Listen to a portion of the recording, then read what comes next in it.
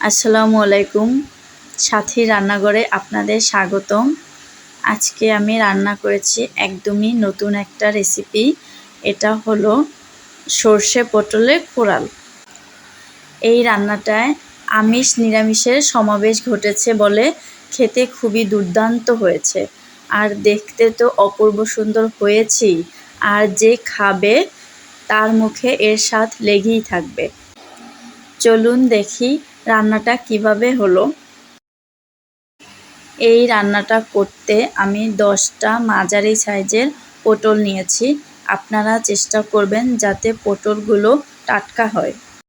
আর নিয়েছি কোরাল মাছ। এখানে দুটো মাছ আছে, তবে আমি মাছ দুটোর মাঝখানের পিস থেকে 10টা পিস নেব। এর সাথে 2 মুঠো হলুদ সর্ষে নিয়েছি। সরিষাগুলোকে 10 মিনিট পানি দিয়ে ভিজিয়ে রাখবো। প্রথমে পটলগুলোকে আমি একটা চাকুর সাহায্যে আঁচড়ে নেব। এটাকে আমি ছেলবো না, কারণ ছেললে পটলগুলো নরম হয়ে যাবে আর খেতে ভালো লাগবে না।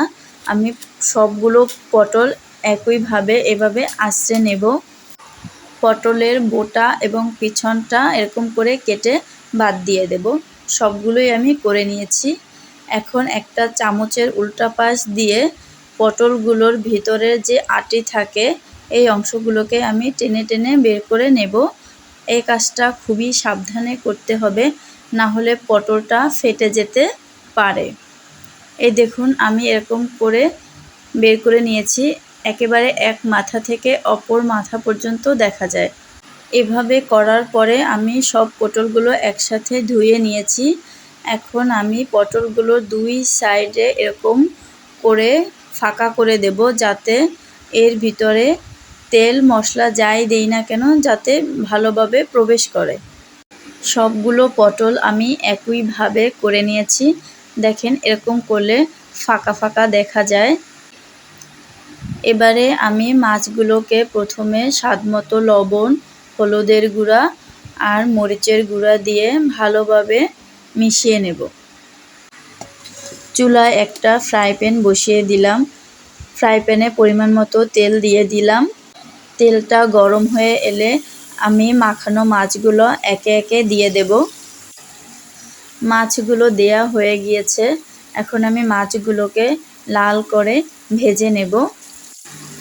একইভাবে মাছগুলোর অপর পাশটাকেও আমি লাল করে ভেজে নেব। মাছগুলো ভাজা হয়ে গেলে তুলে নেব। দেখেন কত সুন্দর হয়েছে। যে পাত্রে মাছ মেখেছিলাম সেই পাত্রে কেটে রাখা পটলগুলো দিয়ে তাতে মরিচের গুঁড়া, হলুদের গুঁড়া আর স্বাদমতো লবণ দিয়ে ভালোভাবে মিশিয়ে নেব। মাছ ভাজার ফ্রাই প্যানে যে তেলটা ছিল সেই তেলেই আমি পটলগুলোকে ভেজে নেব। এখানে আর আমি কোনো অতিরিক্ত তেল দেব না। পটলগুলোর এক পাশ লালচে হয়ে এলে সবগুলো পটল আমি একসাথে উল্টে নেব। পটলগুলো আমি খুব বেশি সেদ্ধ করব না, 50% হয়ে এলেই আমি এগুলোকে তুলে নেব। দেখেন এরকম অবস্থায় তুলে নিলে এটা পুরোটাই সবুজ থাকবে, কালার একেবারেই নষ্ট হবে না। একই ফ্রাই প্যানে সামান্য পরিমাণ সরিষার তেল দিয়ে আমি রসুন বাটা দিয়ে এটাকে লাল করে ভেজে নেব। এরপরে পেঁয়াজ বাটা দিয়ে সেটাকেও একটু লাল করে ভেজে নেব। তারপর আমি স্বাদমতো লবণ, মরিচের গুঁড়া, হলুদের গুঁড়া এবং বেটে রাখা সর্ষে দিয়ে দেব। সব মশলা দেওয়ার পরে এখন এটাকে খুব ভালোভাবে কষিয়ে নেব। আমার কষানো হয়ে গিয়েছে। এখন আমি এতে পরিমাণ মতো পানি দিয়ে দেব। খুব বেশি পানি দেব না, কারণ মাছ এবং পটল দুটোই আগে থেকে ফ্রাই করা আছে। পানিটা ফুটে এলে আমি ভেজে রাখা মাছগুলোকে দিয়ে দেব।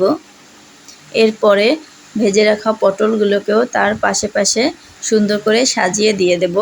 একটার উপরে আরেকটা দেব না। কিছুক্ষণ পরে আমি মাছগুলোকে আস্তে আস্তে জায়গা থেকে সরিয়ে দেব, যাতে ফ্রাই প্যানে না লেগে যায় এবং মশলাটাও সব মাছ এবং পটলের গায়ে ভালোভাবে লাগে।